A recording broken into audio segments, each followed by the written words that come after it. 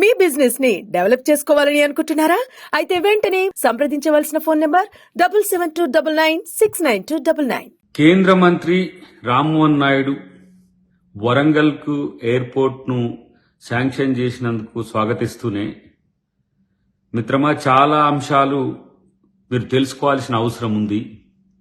ఎందుకంటే మిగులు రాష్ట్రాన్ని అప్పుల పాలు చేసింది మీ ఎన్డీఏ రహస్య మిత్రుడు మిస్టర్ కేసీఆర్. 7 లక్షల కోట్ల అప్పులు చేసిండు. ఆ రోజు ఆయన చేతిలో మేము సర్ప్లస్ 22,000 crores అబౌవ్ మేము సర్ప్లస్ స్టేట్ ను చేతిలో పెడితే ఆయన 7 లక్షల కోట్ల అప్పుతో రాష్ట్రాన్ని మా చేతిలో పెట్టిండు. ఇలా మీరు కానీ, లేదంటే కిషన్ రెడ్డి గారు కానీ, లేదంటే బీజేపీ ప్రభుత్వం ఇన్ని అప్పులు మీతో కలిసి ఉండి చేసినందుకు ఆయన నిందిస్తారో ఏం చేస్తారో తెలియదు. కానీ ఈ రాష్ట్రాన్ని అప్పుల పాలు చేసినందుకు మీరేమైనా సహకరించగలుగుతారేమో ఆలోచించండి. ఇప్పుడు ఎయిర్పోర్ట్ లాంటివి మీరు ఇచ్చినట్టే ఇతరత్ర మెట్రో కానీ, RRR కానీ, లేదంటే రాష్ట్ర ప్రభుత్వం తీసుకున్న ప్రాజెక్టులకు ఏ విధంగా ఆర్థిక సహకారం అందించగలుగుతారో ఆలోచించాలనేదే మా డిమాండ్. కానీ ఇప్పుడు ఇక్కడ ఉన్న గ్యారంటీల విషయం డెఫినెట్ గా ఇక్కడ కాంగ్రెస్ ప్రభుత్వం చూస్తుంది. అదే ఆంధ్రప్రదేశ్లో చంద్రబాబు గారు పూర్తిగా దాన్ని పట్టించుకోవట్లేరు. ఆ సూపర్ 6 వాటిని పక్కన పెట్టినట్టుగా ఈ మధ్యనే వార్త చూసినాం. వాటి మీద దృష్టి పెడితే మంచిది అనేది నా ఆలోచన. రెండవది, మీరు కిషన్ రెడ్డి గారిని సపోర్ట్ చేయడానికి ఇక్కడ ఒక ప్రయత్నం చేసినప్పటికి కూడా సైంధవునిలా తయారైందని మా ముఖ్యమంత్రి గారు పదే పదే మాట్లాడుతున్న దాన్ని మీరు అర్థం చేసుకోవాల్సిన అవసరం ఉంది.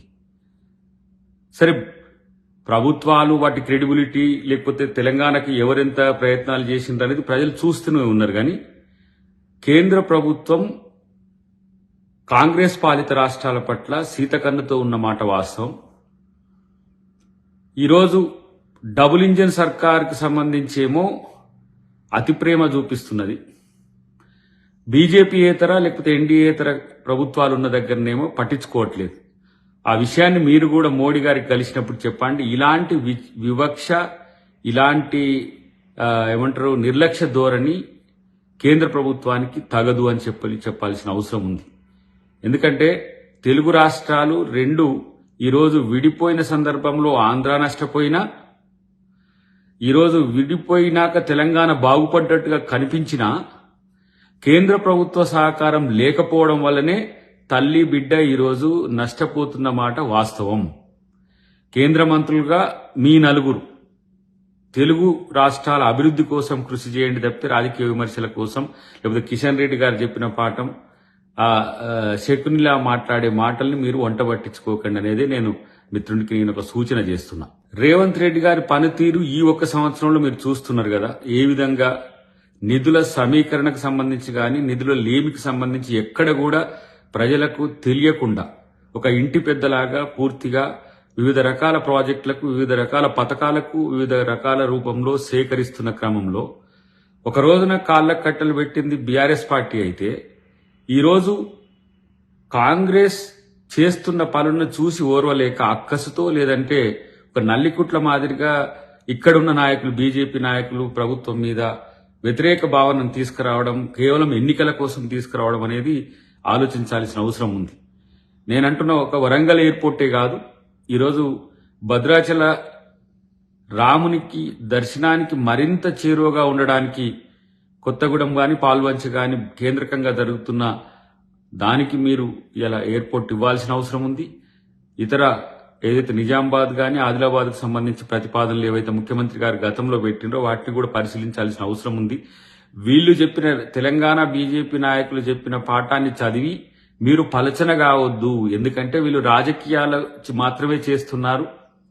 అధికారంలో ఉన్నామనే మిషతో ఇష్టానుసారంగా మాట్లాడడం వలన అబాసు పాలవుతున్న మాట మీరు గమనించాల్సిందిగా చెబుతూనే, కేంద్రం రాష్ట్రం పట్ల వివక్ష చూపకుండా చూసే ప్రయత్నం మీరందరూ చేయాలనేది మా యొక్క ఆలోచన. తెలంగాణ విషయంలో బీజేపీ చేసింది గాడిద గుడ్డు అనేది విషయం తెలుసో లేదో నీకు తెలుసుకోవాల్సిన అవసరం ఉంది. ఎందుకంటే ఇక వాళ్ళ ముఖం చెల్తలేదు. బండి సంజయ్, లేదంటే కిషన్ రెడ్డి, వీళ్ళందరూ సైంధవంలా కొందరైతే శకున్లా కొందరు మారిపోయి రాజకీయాల కోసం చేస్తున్నారు. కానీ బీజేపీ ప్రభుత్వం, ఎన్డీఏ ప్రభుత్వం తెలంగాణకి ఇచ్చింది గుండు సున్నా. ఇప్పటి నుంచైనా మీ ప్రభుత్వం తెలంగాణ ప్రయోజనాల కోసం ప్రయత్నం చేసి మాట్లాడితే బాగుంటుంది. కానీ ఒకటి గుర్తుపెట్టుకోవాలి, కాంగ్రెస్ ను బీఆర్ఎస్ ను ఒక ఘాటాన కట్టే ప్రయత్నం ఏదైతే ఉందో ఇది రాజకీయమే.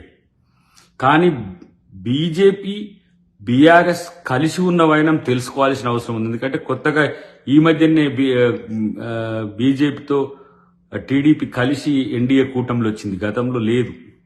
కానీ వీళ్ళంతా ఈ అకృత్యాలన్నీ కూడా రాజకీయ రహస్య ఒప్పందంలో ఉన్నప్పుడే ఈ రాష్ట్రాన్ని అప్పుల పాలు చేసిన విషయం తెలుసుకుంటే మంచిది మిత్రమా.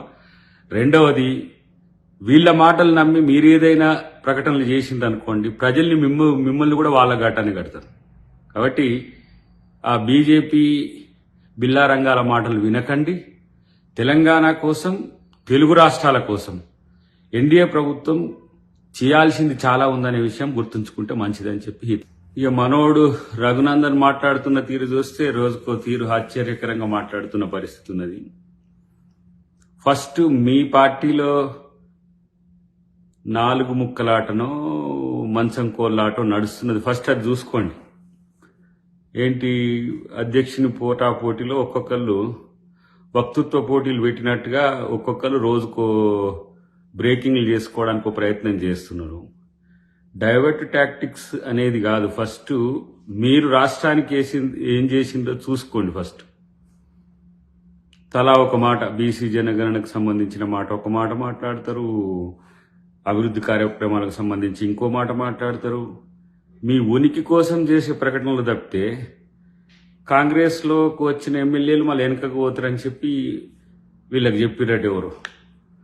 ఫస్ట్ మీ వాళ్ళు ఎటు పోకుండా చూసుకొని మీ ప్రభుత్వానికి వచ్చే సమస్యలు ఫస్ట్ చూసుకోండి. కాబట్టి ఇటు చంద్రబాబు, నితీష్ కుమార్ మీద ఆధారపడ్డ ప్రభుత్వం మీది. మీ ఇల్లు చక్కగా చూసుకునేది పక్కన పెట్టేసి ఇప్పుడు కాంగ్రెస్ ప్రభుత్వం మీదకి వచ్చిన కామెంట్స్ ఎందుకు?